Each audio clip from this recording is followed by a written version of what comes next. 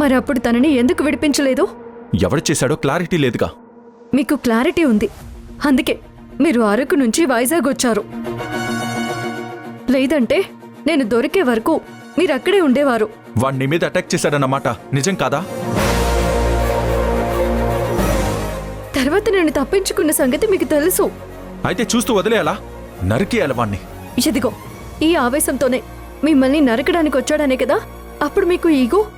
హాస్టల్కొచ్చి ఎస్టేట్కి నేను తీసుకురమ్మన్నానని చెప్పి అక్కడి నుంచి నేను తీసుకువెళ్ళలేదా?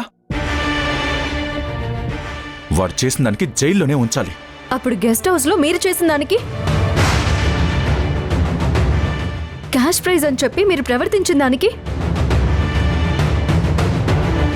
ప్రతి ఒక్కరూ ఒక తప్పు చేస్తారు. అదే పట్టుకుని కూర్చుంటే అక్కడే ఆగిపోతాం సార్. తనని కొట్టించారు, లేని కేసులు పెట్టి జైల్లో ఇరికించారు. ఇది నా మీద అటాక్ చేసినందుక మీ ఈగోనా?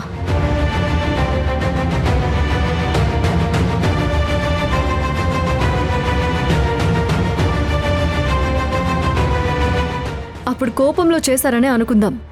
ఇందుకు కూడా నీ ఉద్యోగం తీయించేస్తానని బెదిరిస్తున్నారే, అదేంటి మరి? మా జీవితాలు తీసుకునే జీతంతోనే నడుస్తాయి. ఒంట్లో బాగోక ఒక్కరోజు సెలవు తీసుకోవాలి అనిపించినా నెలకి సరిపడే ఖర్చులు గుర్తొచ్చి టాబ్లెట్ వేసుకొని పనిలోకి వెళ్తాము.